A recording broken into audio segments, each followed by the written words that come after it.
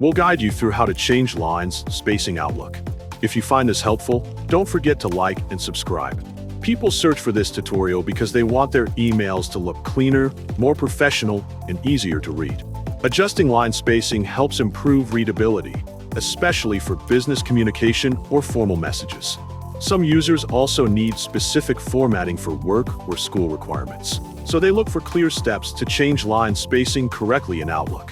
To begin this tutorial, open Microsoft Outlook on your computer. Type your Outlook email address in the provided field to log in to Microsoft Outlook. Make sure the email address is entered correctly to avoid login errors. Click Continue to proceed with the login process. Once you have successfully logged in and your mailbox is visible, go to the Mail section to access your email tools and folders.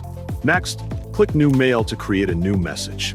A compose window will appear on your screen where you can begin drafting your email. Enter the recipient's email address in the field so the message will be delivered to the correct person. After adding the recipient, type the email subject, for example, how to change lines, spacing Outlook. Then click inside the email body area to begin writing your content.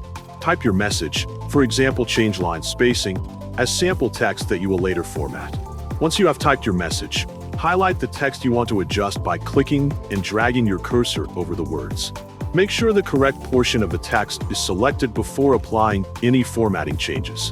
After highlighting the text, go to the formatting toolbar at the top of the Compose window. This toolbar contains various text formatting options such as font style, size, and spacing. Click the spacing icon to open the available line spacing options. A list of spacing choices will appear on your screen. Select your preferred spacing option, for example 1.5, to increase the space between lines. After selecting the spacing option, confirm that the selected text updates with the new line spacing. Check that the spacing change is applied correctly and that the text appears as expected. When you are satisfied with the formatting and content, click Send to deliver the email to the recipient.